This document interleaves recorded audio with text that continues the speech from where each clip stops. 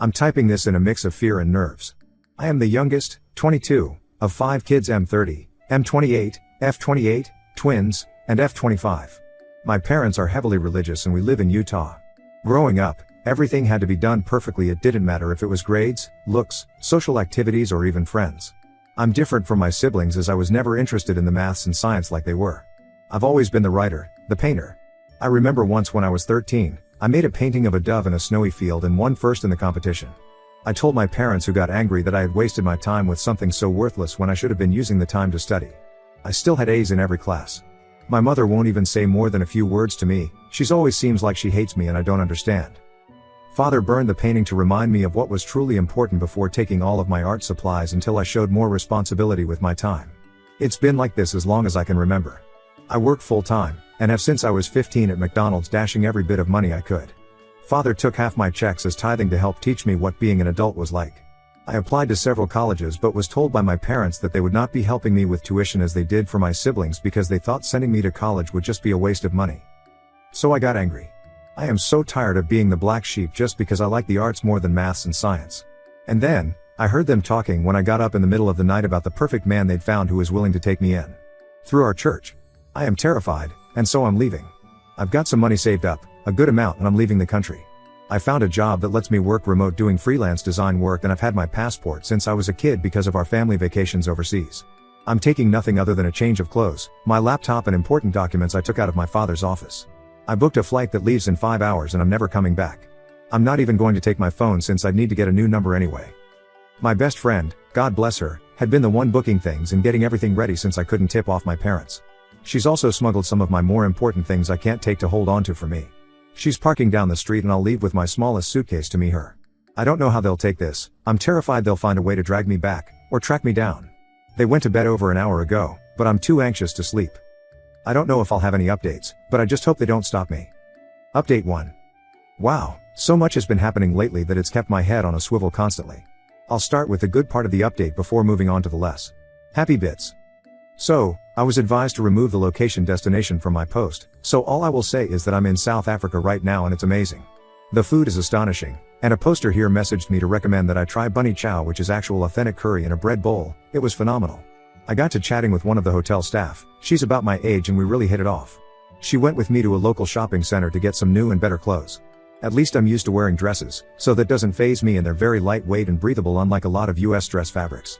She also told me to always shake out my shoes every morning just in case.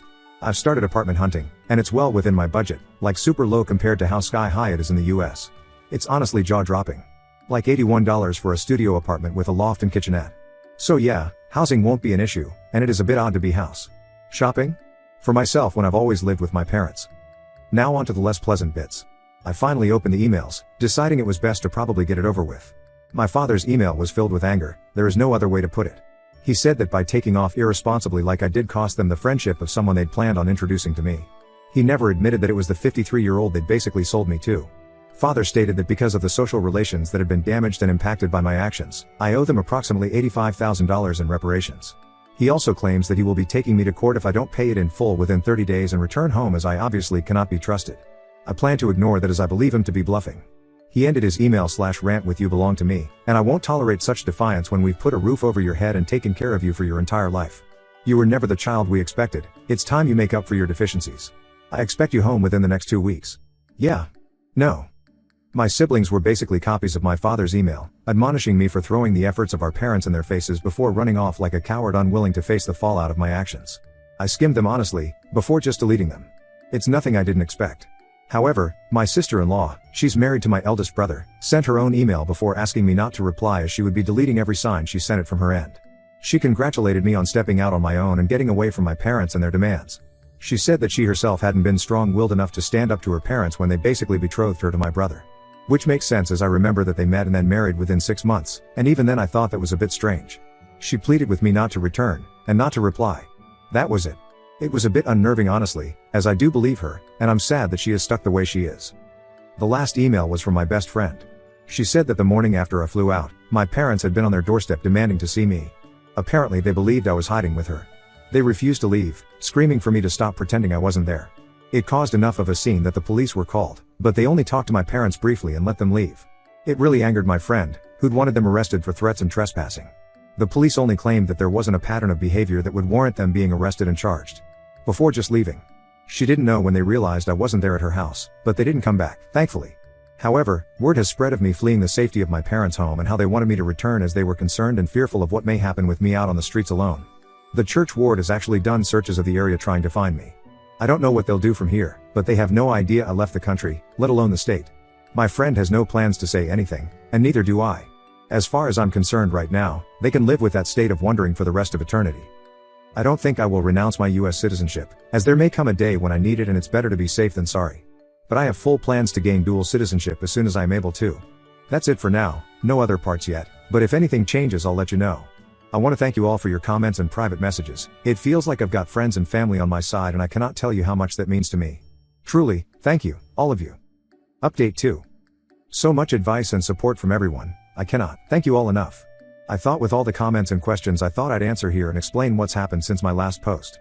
Ironically, my use of maths instead of just math comes from my mother who is British and met my father in England when they were 22. So I do come by it naturally and my siblings say it that way as well. I thank you for drawing my attention to the TT videos broadcasting my story, though why they changed the name I don't know.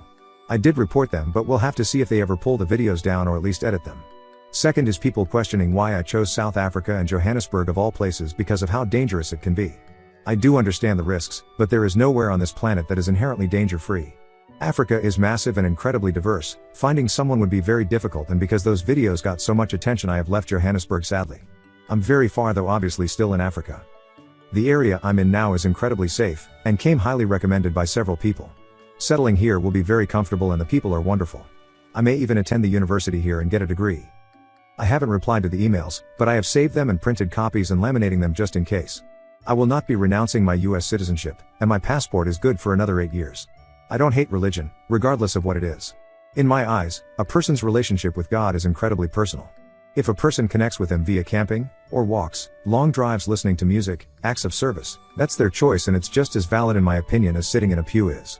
Possibly more as they're honest with themselves instead of just putting on a false facade for the public eye. I plan on ignoring any further emails from my family, other than printing them out just in case. They've made several phone calls to my friend who's had fun with them. The first time your father called yelling that I hand you over I pretended to be cowed and gave him your location. It took him to a strip club. He came back screaming at how I had embarrassed him. I just hung up on him honestly. She did that each time they called, giving a different location each time.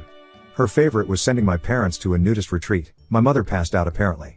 My friend is looking to move and eventually plans to join me but will jump around a bit so that they don't follow her to me. I did finally read my uncle's email, but it was just a copy of my father's with the added comment that he and his fellow cops would be looking for me to bring me home safe before I got myself in trouble and hurt. I am being watchful, and I know better than to wander into dark alleyways and abandoned places. That's all I've got for now. If anything changes I'll let you all know. It's heartwarming seeing and reading how many people are on my side and in my corner. I've actually begun printing out everyone's messages and comments to put in a binder I can look back on later. Truly, thank you all, I mean it. Update 3. Hello everyone, it's been a while since my last update and a few things have happened that I was told by my friend that I needed to share since everyone was still clearly rooting for me. I have settled in a bit here, and am now enjoying the fun of paperwork. Oh so much paperwork.